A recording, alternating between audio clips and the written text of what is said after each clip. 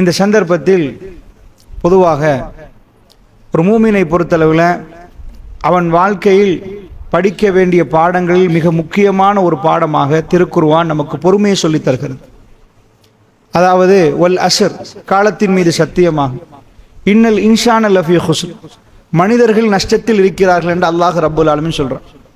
அதாவது கூட்டி கழிச்சு பார்த்துட்டோம்னா மனிதர்கள் நஷ்டத்தில் தான் இருக்கிறார்கள், அவருடைய செயல்பாடுகள் எல்லாம் நஷ்டத்தில் இருக்குது, அவங்க செய்யறதுல பெரும்பாலும் நஷ்டம்தான் என்று அல்லாஹ் சொல்லிட்டு, இல்லல்லதீன ஆமனு, எவர்களை தவிர ஈமான் கொண்டு அமிலு சாலிஹாத், சாலிஹான அமல்களை செய்து, வத்தவாசௌ பில் ஹக்கி வத்தவாசௌ பிஸ்ஸப்ர், ஒருவருக்கொருவர் நல்ல விஷயங்களை பரிமாறிக்கொண்டார்களே, தஅவாவில் ஈடுபட்டார்களே, தப்பு செய்கிற நேரம் தடுத்தார்களே, தன்னுடைய கௌரவம் போயிடும், தம் வியாபாரம் உடைஞ்சிரும், எங்களுக்கு விசாரணை வந்துடும், தாடியை வச்சா பிரச்சனையா போயிடும் என்றெல்லாம் இல்லாமல் சத்தியம் இதுதான் என்று தெரிந்த பிறகு துணிச்சலாக அந்த சத்தியத்தை ஒருவருக்கொருவர் பரிமாறிக்கொண்டார்களே, அவர்களை தவிர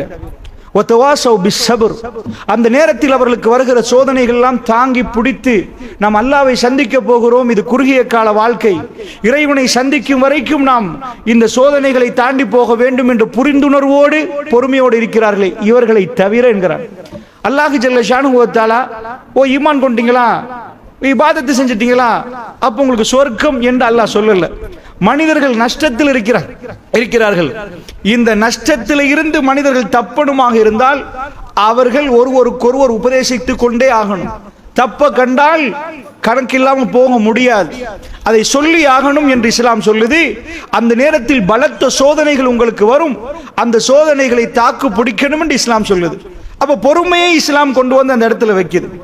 இன்னொரு இடத்துல குர்ஆன்ல நீங்க பாத்தீங்கன்னா, அம் ஹஸிபத்தும் அன் தத்குலுல் ஜன்னah, சொர்க்கத்துக்கு லேசா போலான்னு நினைக்கிறீங்களா, வலம்மா யஅலமில்லாஹு அல்லதீன ஜாஹது மின்கும் வ யஅலமஸ் ஸாபிரீன். இதற்கு அதாவது அல்லாஹ் கேட்கிறான், சொர்க்கம்னா அவ்வளவு சீப்பா, நீங்க வெளிநாட்டு பயணங்கள் மேற்கொள்றீங்க, அதுக்கு இவ்வளவு டிக்கெட்னு கணக்கு பாக்குறீங்க, சொர்க்கத்துக்கு என்ன உடனே திறந்து தந்துரும் நினைக்கிறீங்களா? இல்ல. வலம்மா யஅலமில்லாஹு அல்லதீன ஜாஹது மின்கும், உங்களில் யார் தியாகிகள் என்று நான் அடையாளம் காணாமல், அல்லாஹ் சொல்றான், யாரு தியாகிகள் என்பதை நான் அறியாமல் உங்களில் யார் பொறுமையாளர்கள். இப்ப ரெண்டு விஷயம், சொர்க்கத்துக்கு டிக்கெட் எடுக்கிறதுக்கு ரெண்டு குவாலிஃபிகேஷன் வேணுமா, அந்த ரெண்டு குவாலிஃபிகேஷன்ல ஒரு ஆள் தியாகம் பண்ணணுமா, அவர் அர்ப்பணிக்கணும். தனக்கு நேரங்காலத்தை அல்லாஹ் கொடுத்த உடனே இந்த நேரங்காலத்துல தனக்கு தன் குடும்பத்துக்கு வீடு சொத்து வாசல் பங்களா காணி பூமி எல்லாம் சேகரித்து விட்டேன் இறைவா, நான் இப்போ ஓகே தானே? இல்லை. அல்லாஹ் ஜல்ல ஷானுஹு வ தஆலா சொல்றான், தியாகம் பண்ணுங்கள். பணம் தந்தவர் பணத்தை செலவழிக்கணும், இல்ம தந்தவர் இல்மை வந்து ஊர் ஊரா போய் சொல்லணும். உங்களுக்கென்று எது கொடுக்கப்பட்டதோ அந்த கொடுக்கப்பட்டது உங்களுக்கல்ல. அல்லாஹ் சூரத்துல் பக்ராவை தொடங்க போக்கிலே சொல்றான், தந்தது நாம் தந்தது கொடுப்பதற்கு. இந்த நேரம் காலங்கள்லாம் நம்ம பிள்ளைகளுக்கு எல்லாம் நம்ம நிறைய கொடுக்கணும், குடும்பத்துக்கு கொடுக்கணும். சஹாபாக்கள் முழுக்க அப்படிதான் கொடுத்தார்களா? அதனால் நான் அவைகள்லாம் விவரமாக பேசவில்லை, இஸ்லாம் சொல்லுகிற கண்ணோட்டத்தை உங்களுக்கு சொல்கிறேன். அதனால் இஸ்லாம் என்ன சொல்லுது, நீங்க தியாகிகளாக மாறாத வரைக்கும் உங்க லைஃப்ல என்ன தியாகம் செய்திருக்கிறீர்கள் என்பதை நீங்க உங்களுக்கு அறிவீங்க. உங்க கல்புக்கு தெரியும் என்ன தியாகம் பண்ணிட்டோம், எவ்வளவு பிரச்சனை வருகிற நேரம் என்ன பொறுமையாக இருந்தோம். பொறுமை என்றா கோபம் வர்ற நேரம் உள்ள பொறுமையை மட்டும் குர்ஆன் சொல்லல. நிறைய பேர் கோபம் வர்ற நேரம் பொறுமைன்றாங்க. அது மட்டும் இல்ல, அதை விட வீட்டுல பெரும் பெரும் பிரச்சனைகள் வரும், ஊர்ல பிரச்சனைகள் வரும். அந்த நேரத்தில் குற்றம் செய்யாத நீங்கள் குற்றவாளியாக காட்டப்படுவீங்க, உங்களை தாறுமாற திட்டுவார்கள், உங்க கல்வி வேதனைப்படும். அந்த மாதிரியான நேரம் வலக்கது நாளும் அன்னக்கு எதைக்கு சதுருக்கு பிமா யகூலும், நபியே எங்களுக்கு திட்டமாக தெரியும் உங்க கல்வி இருகுது, அவங்க பேசுறதை கேட்டு உங்க கல்வி நோகுது வலிக்குது. ஏண்டா நீங்க செய்யாத ஒன்றுக்கும் சும்மா சும்மா திட்ட ஆரம்பிக்கிறாங்க.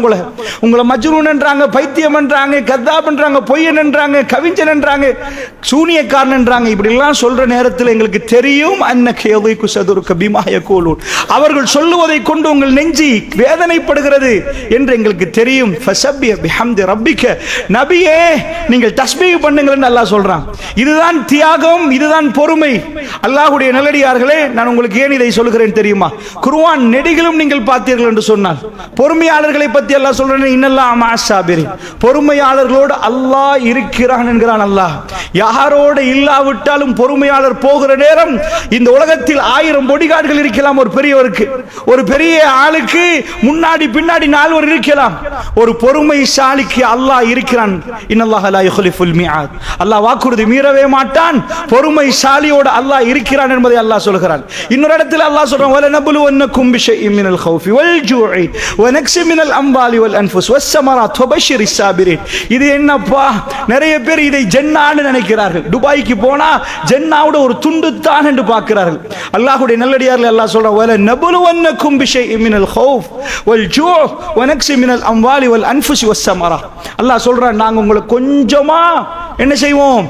ஒரு அளவு பயத்தால் உங்களை சோதிப்போம், பட்டினியை தந்து உங்களை சோதிப்போம்.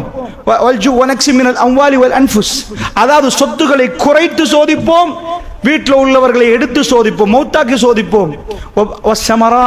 பிசினஸ்கள் வைங்களேன், தோட்டம் துறவுகள் கனிவர்க்கங்கள் உங்களுக்கு தந்ததை குறைத்து அல்லாஹ் சோதிப்பான், எடுத்து சோதிப்பான்.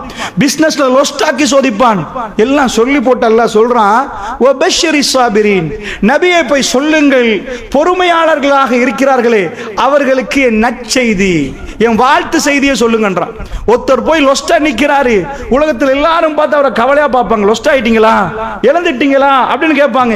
வீட்டில் ஒரு ஜனாசா விழுந்திருக்குது, அல்லாஹ் மாஷா அல்லாஹ் ஹைர் ஹைர் அல்ஹம்துலில்லாஹ், பொறுமையா நில்லுங்க, அல்லாஹ் நாட்டும் ஏதோ நலவு இருக்கும் இப்படின்னு சொல்லுவார்கள், ஆறுதல் சொல்லுவார்கள். அல்லாஹ் சொல்லுகிறான், கங்க்ராச்சுலேஷன், என் வாழ்த்தை அவருக்கு அறிவியுங்கள், என் வாழ்த்து செய்தி அறிவியுங்கள். அவர் சபராக நின்றார், பொறுமையாக நின்றார்.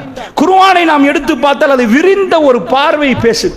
பொறுமை என்பது எங்க வாழ்க்கையில இல்லாமல் எங்களுக்கு ஜன்னாவுக்கு போக முடியாது என்று குர்ஆன் பேசுது. பொறுமை என்பது எப்படி வரும்?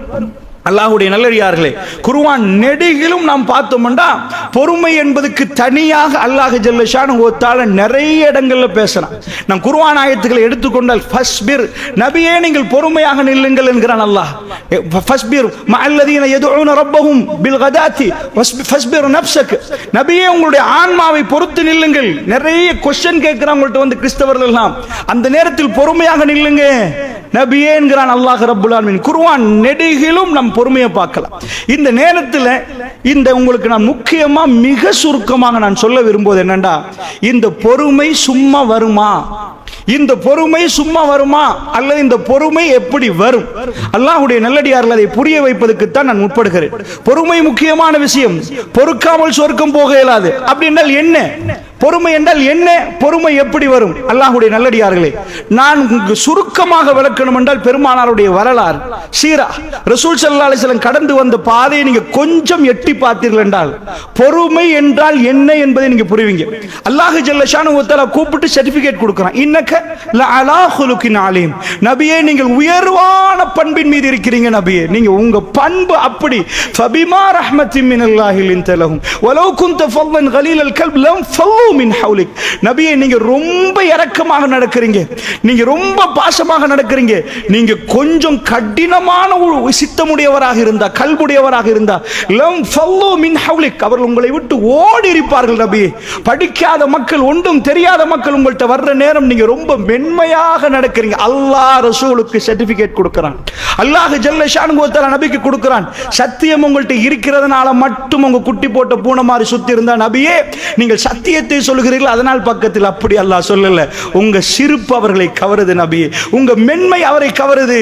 அது அத்தனையும் தேவை. ஒரு கூட்டம் நினைச்சிட்டாங்க சத்தியத்தை சொன்னால் மக்கள் எல்லாம் பக்கத்தில் நிற்பார்கள் என்று. அப்படி குர்ஆன் அதையும் சொல்லுது. இன்னொரு இடத்தில் பண்பு, ரசூல் ஸல்லல்லாஹு அலைஹி வஸல்லம் அடக்கம், ரசூலுல்லாஹ்வுடைய நேர்மை, விருந்தாளிகளை கண்ணியப்படுத்தும் விதம், ஒருவரை புன்முறுவலோடு சந்திக்கும் விதம், அவரோடு அழகாக பேசும் விதம், இது எல்லாம் ரசூல் ஸல்லல்லாஹு அலைஹி வஸல்லம் இடமிருந்து அந்த மக்கள் கவரப்படுறார்கள். அல்லாஹ்வுடைய நல்லடியார்கள் உங்களுக்கு தெரியும், ஒருவர் சிறுநீர் கழிக்கிற நேரம் சஹாபாக்கள் கோபப்பட்டார்கள். பள்ளியிலே ஒருவர் சிறுநீர் கழிக்கிறார், பொறுமையோடு பெருமானார் பக்கத்திலே அழைத்து அவருக்கு சொல்லிக் கொடுத்த விஷயம் உங்களுக்கு தெரியும். அதனால் நபிகள் நாயகம் ஸல்லல்லாஹு அலைஹி வஸல்லம் அவர்களுக்கு ஃபர்ஸ்ட் அல்லாஹ் இந்த துனியாவிலே ரசூலுல்லாஹ்வை கொண்டு வந்து ஃபர்ஸ்ட் காட்டினான்.